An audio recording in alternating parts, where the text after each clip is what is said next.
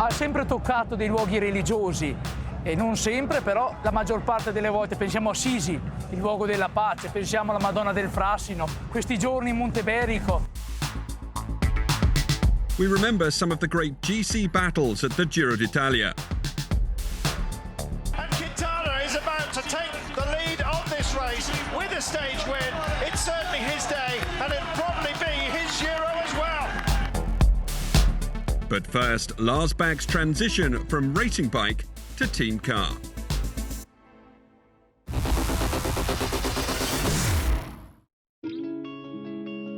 Lars Bak's days on two wheels may be over, but he certainly hasn't left the peloton behind.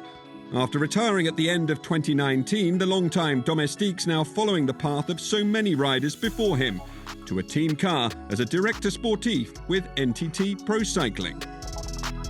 I've been so many years in the cycling business, and I always want to have a role in the cycling after my career. I mean, I love cycling. It's not like I didn't stop because I was tired of cycling. I always had, I would not say a dream, but like it could always be interesting to be a DS. And now I got this chance, and then we're gonna see first of all if I can do the job, if I'm good at it, and also most important if I like it. Now I had the opportunity. If you go out of the cycling world for 1 or 2 years, there's other people taking that job, you know, and then maybe you're not gonna have the chance. So this was a good chance, and I'm ready to take it. I think to be a good DS is that you find your way, and that you're ready to put your energy into this new role, you know. I think also you can be a good DS even you are a really good rider, or you were like in a more helping role. But of course, as a helping role in a team, as a rider, you know also when you have pain in the legs. I mean, some of the best riders, they maybe come, I don't know, say like too easy to the results, but maybe they don't know exactly how the low rider in the team is reacting, because he never saw that, you know, because he was always on top of the gears. So maybe by being more all-rounder, you maybe see all parts of the team when you are a rider, and then you can maybe better put that into a team, you know. One such star rider who went on to become an accomplished director is NTT's new team manager, Bjarne Riis.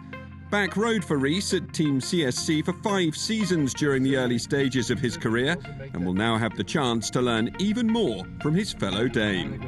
They can go to high medium. What that you can say, guys. What I find good as a young rider is that you actually have a director that listens to you and just give you the basic advices, you know. Then of course, when you grow and you become a better rider and you really want to go into specific races where you want to be good, then a DS that was good in these races can give you the small last details about the races, and that's what I love with some directors. In the races I really want to be good in, and they were good in the same races, then they could give you the really 2 or 3 heads up in that road and that climb or whatever, you know, and that's what a good DS is, that he have this extra know-how in the races, you know. That's good. No problem. I know the feelings. That's why I feel with you. I'm really looking forward to see if I can get the same, you know, like kick, like adrenaline kick in the car as you could as a rider when you go into a final, you know, for doing like a lead out for Cavendish or Andre, you know, when normally my role was to set up the train before the last 3-4 kilometers, and I think in the car, you know, can you have the same when you look at the bunch, you look in the screen in the car, you know, that the excitement. I hope I can get the same feeling, because if I can get the same feeling, then it's so super exciting, because that's, I think, what you miss when you stop riding on a top level.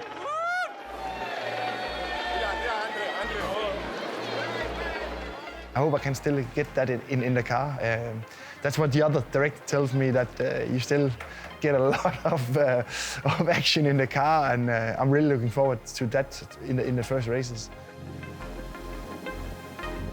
What my biggest fear is now in the races is when you have to overtake the bunch the first time, and let us say there's like a crash or somebody like swinging out, and you have to block the brake, and riders crash into your car. Because the last thing you want to do as a new director is making people crash. You really have to use your mirrors in the car, and in TV it looks so easy from the helicopter view, but when you're sitting in the car with the radio on and this and that, it's it can be pretty stressy.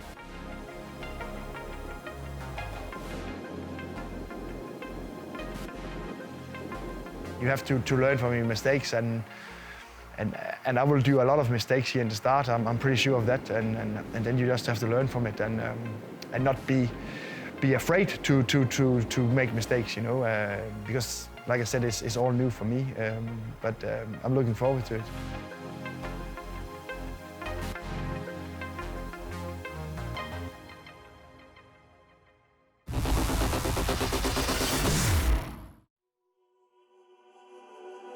The Church of the Madonna del Ghisallo stands as an icon of Italian cycling. While riders routinely speed past amidst the Battle of Il Lombardia, head inside and you'll find a chapel dedicated to the cyclist. In a country where cycling was once like a religion, today at least it remains a reminder of cycling's deep connection to faith.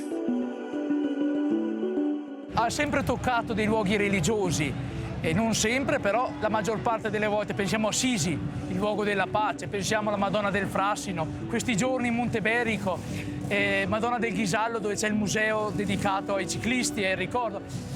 Per cui è sempre legata un pochettino la vicinanza. Pensiamo che il Papa San Pio X è stato il primo ad autorizzare l'uso delle biciclette per i sacerdoti, per tutti, e ha dato la benedizione proprio per dire l'importanza anche dello sport, che fa bene alla vita, alla salute e anche allo spirito. In the chapel of La Madonna, one figure looms large: Gino Bartali, a three-time winner of the Giro d'Italia and somewhat of a Catholic icon in Italy. Bartali's legend has only grown following his death in 2000, with the discovery of his extraordinary role in the Italian resistance and protection of Jews in the Second World War. Bartali ha lasciato un segno, soprattutto dopo la morte. Si è scoperti dei diari di lettere che si scambiavano con dei prigionieri, alle persone che ha salvato, che lui non ha mai detto niente a nessuno e solo il Papa conosceva. Per cui possiamo dire il segreto, la discrezione di una persona ci insegna oggi ad avere tanto rispetto gli uni verso gli altri e mai giudicare. Dicevi prima anche di Coppi. Ecco, la Chiesa ha imparato anch'essa a non giudicare come ci ha insegnato il Signore Gesù. Non giudicare per non essere giudicati, ma accompagnare. 2018's Giro honoured Bartali with a stage start in Assisi, honouring not only his significance during wartime, but his extraordinary exploits on the bike.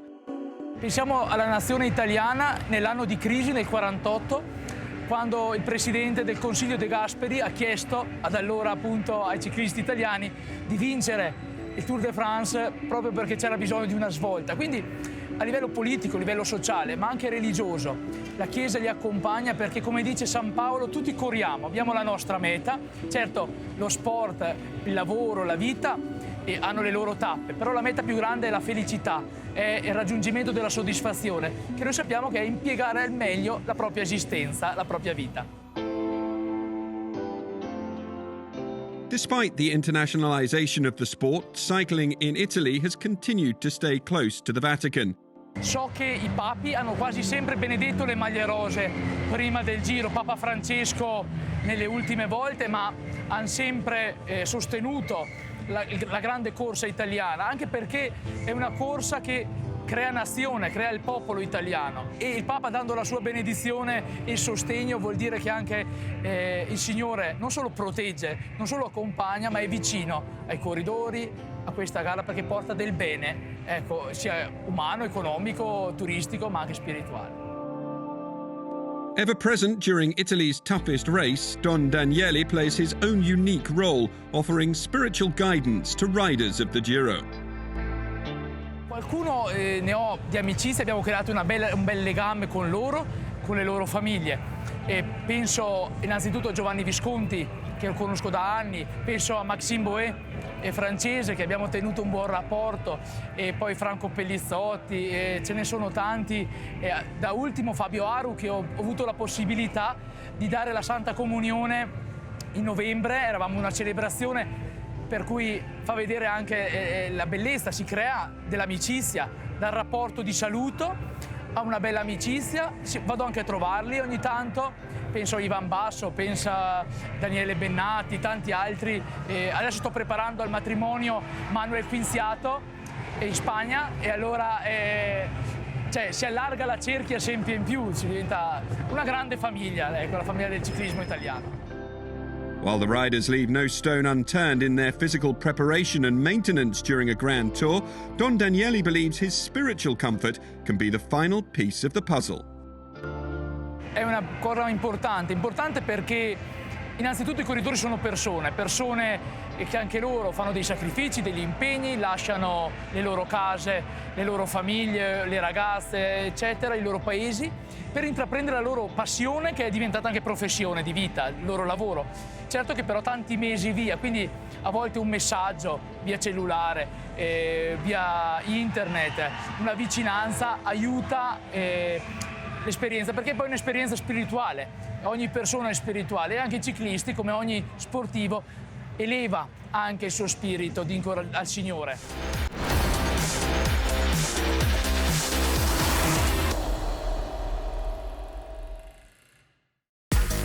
After some 3,500 kilometres of racing, can there be a sweeter moment for the rider who gets to don the Giro d'Italia's iconic maglia rosa? Besides the pure physical challenge of a 3-week stage race, the man who sits atop the general classification has lived every twist and turn of an epic struggle with their rivals. In recent years, the fight for pink has brought controversial and classic moments aplenty, and we now take a look at some of them in the Giro d'Italia's GC battles.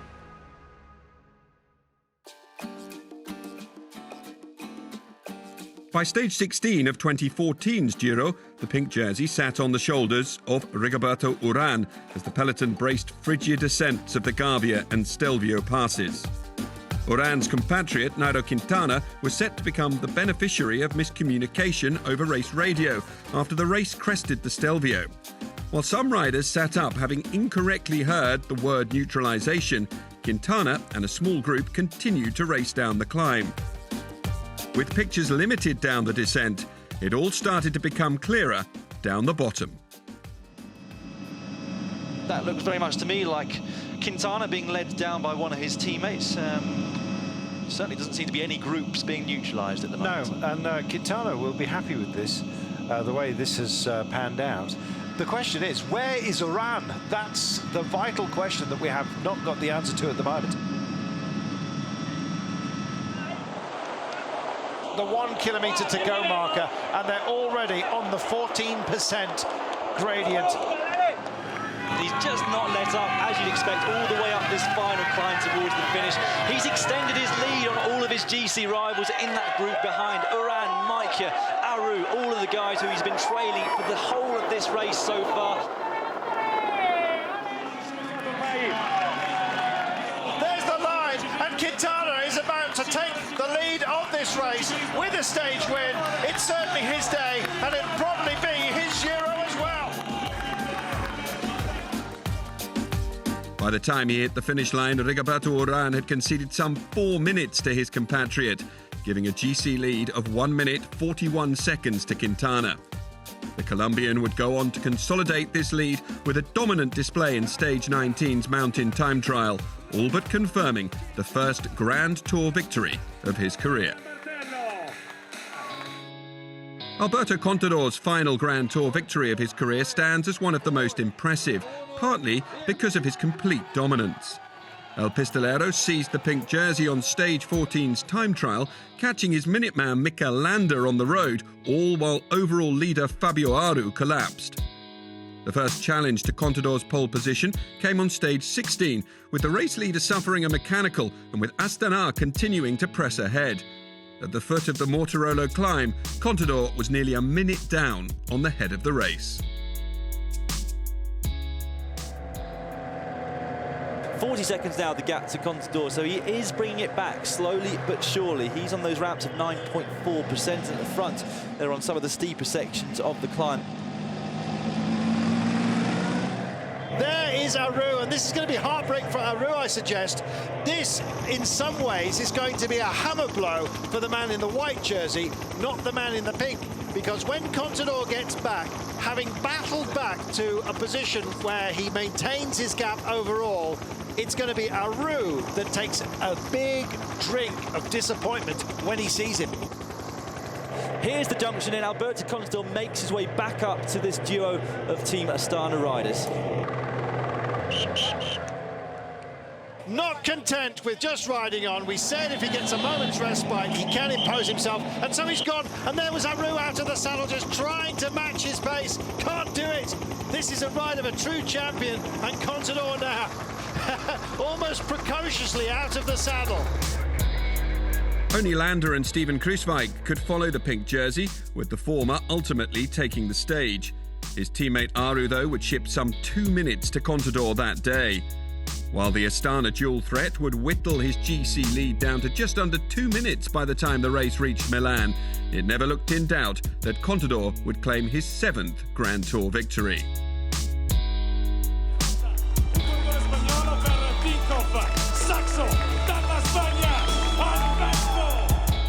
Twenty 2016's GC battle, by and large, revolved around the trio of Steven Kruiswijk, Esteban Chaves and Vincenzo Nibali.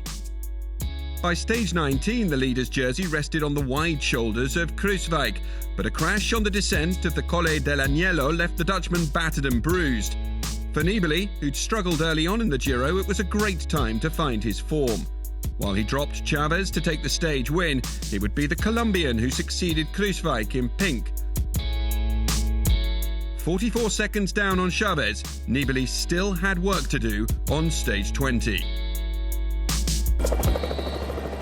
Just the first sign of weakness from the pink jersey, and a huge roar goes up at the finishing line here. The Italian crowd who've made their way up to the finishing point of stage 20 know what's happening. He's still not in virtual pink. 44 seconds he's got to make up. What have we got on the road here now? It must only be about 15 seconds at the very most between Nibali. But Chaves, his shoulders are starting to drop. Even Valverde is beginning to drop the Colombian rider. I think that this gap, when they go over the top of this climb, will be close, if not in excess of, what he needs to take. And that is the critical 44 seconds. Maybe it won't be quite that much, but it's going to be right in the ballpark.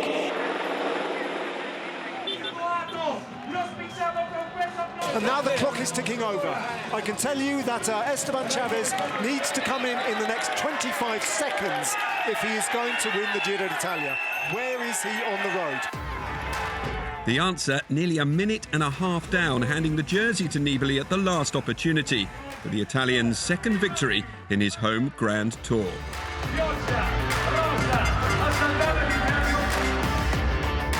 By 2017, Tom Dumoulin had developed from time trial phenomenon into genuine Grand Tour contender.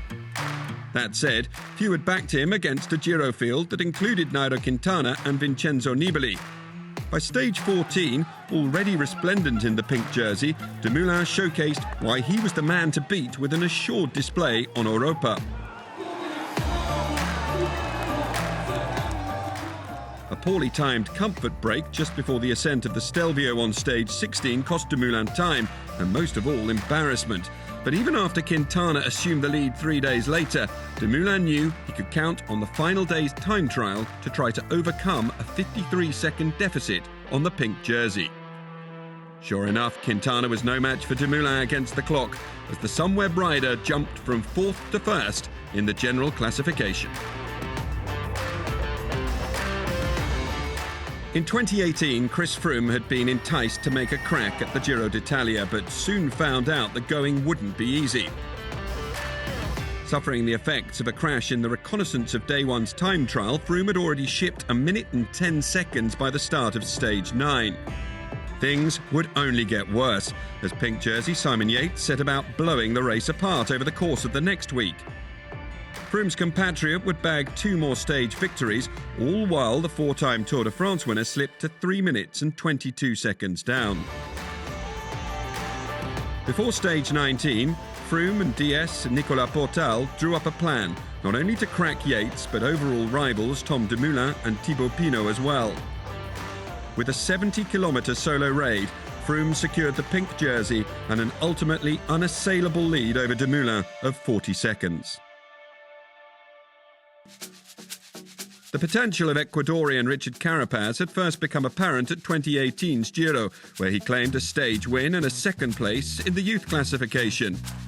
A year later, the Movistar rider kicked up a gear, gaining nearly 2 minutes on his rivals on stage 14 and wresting control of the general classification away from the pre-race favourite Primož Roglič.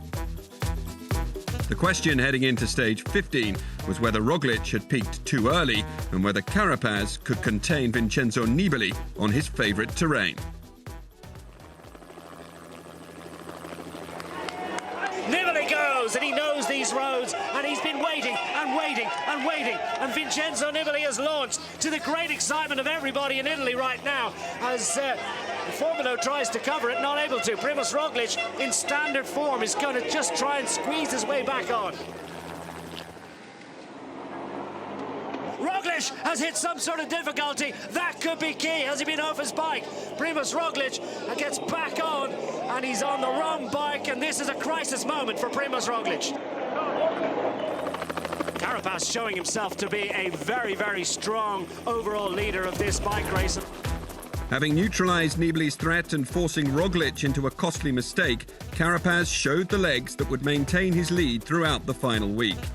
Heading into the final day time trial, the Ecuadorian sat on a cushion of just under 2 minutes over Nibali, all but guaranteeing a coronation in Verona as winner of the Giro d'Italia.